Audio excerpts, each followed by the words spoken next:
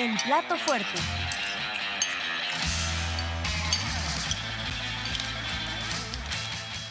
Bueno, y ya se empieza a respirar la nostalgia porque el propio presidente recuerda que faltan poco más de 8 meses de administración.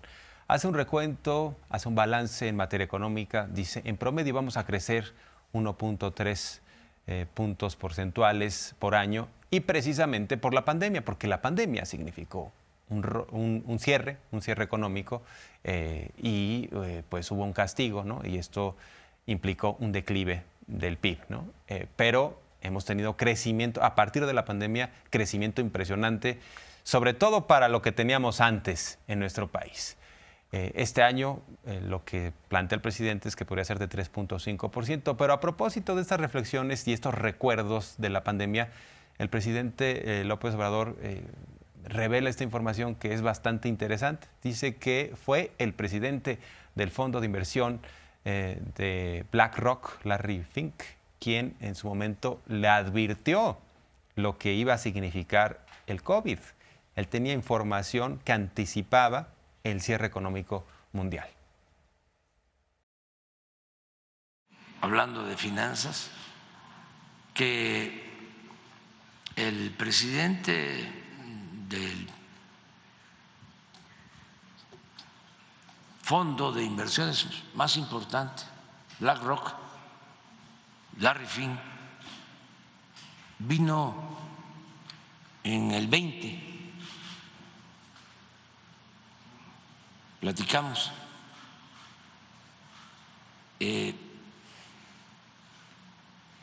unos meses antes de la pandemia,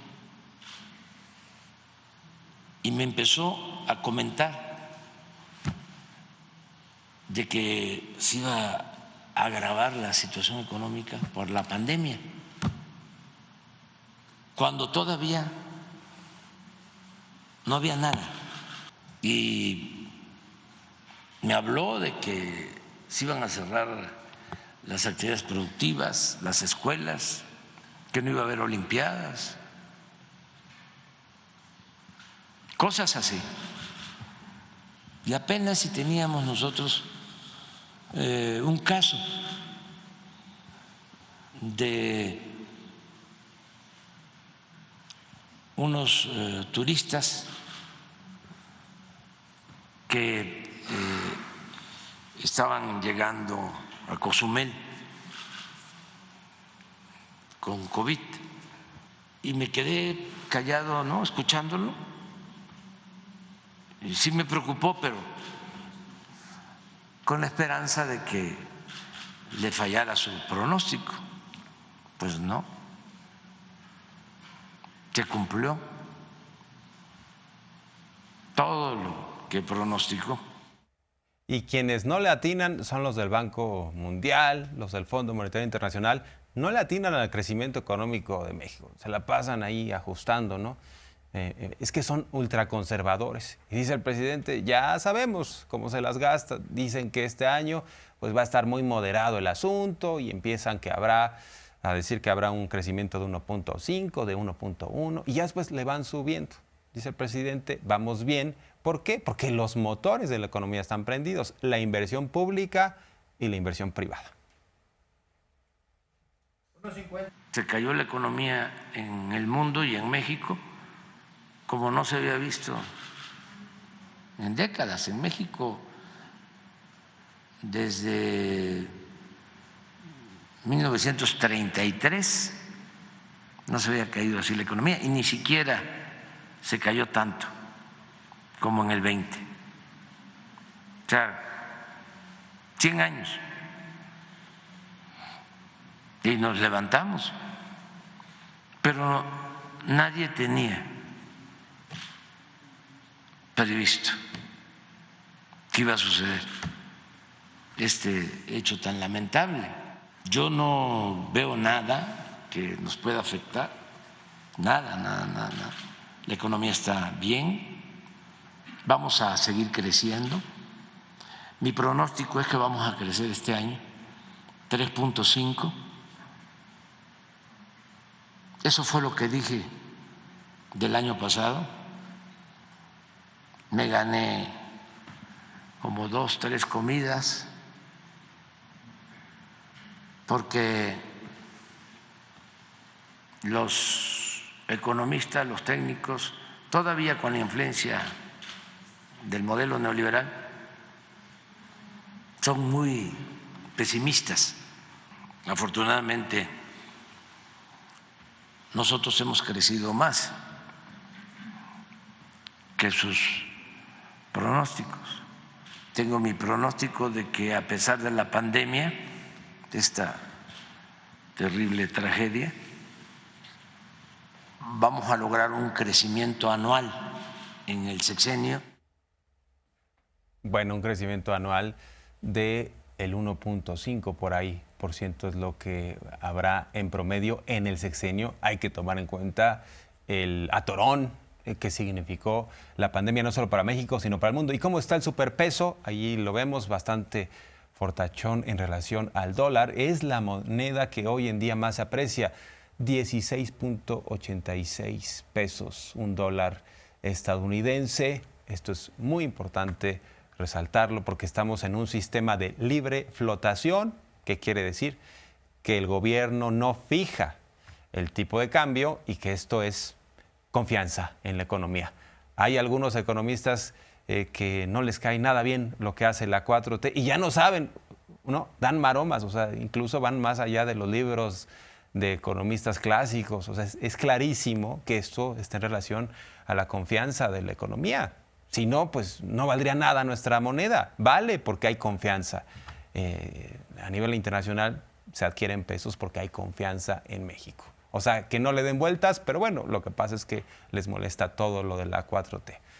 El presidente, a propósito de temas financieros, ha planteado esta iniciativa. Veremos cuáles son los alcances, porque todavía no se da a conocer el contenido completo, pero adelantó algo. Dice, vamos a reformar el sistema de pensiones o proponer esto, cuando menos tratar que un trabajador que gana, por decir 15,000 pesos mensuales, obtenga eso, obtenga lo mismo cuando se jubile, cuando se pensione.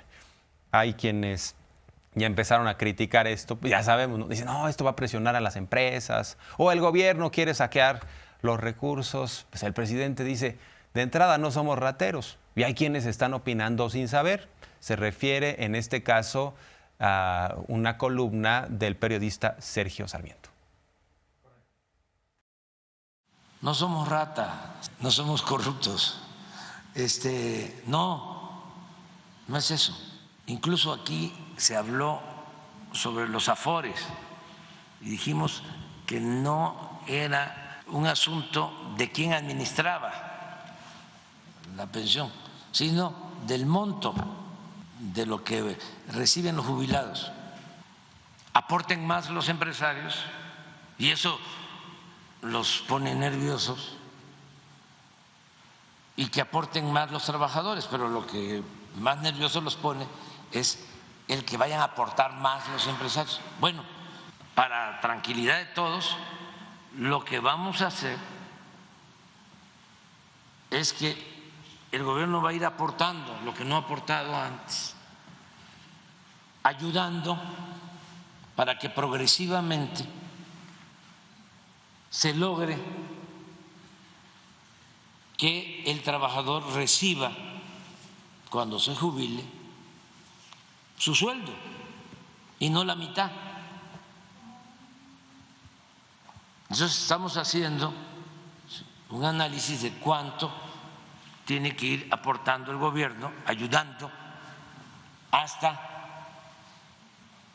lograr el equilibrio, remediar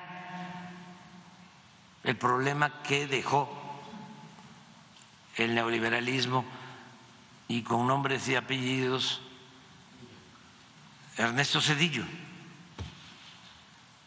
y Calderón en el caso de la reforma a la ley del ISSSTE. Aquí está. Dice, no sabemos qué reforma tratará de hacer AMLO. Pues si no sabe, ¿para qué opina? Pero al parecer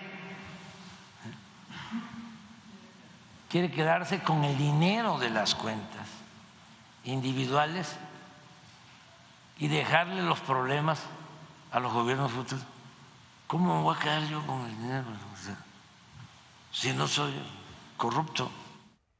Bueno, pues también esto es muy importante, reconocer que no habrá crisis de fin de sexenio, como solía pasar en los tiempos de Carlos Salinas, que le dejó a Ernesto Zedillo la economía en alfileres y Zedillo se los quitó.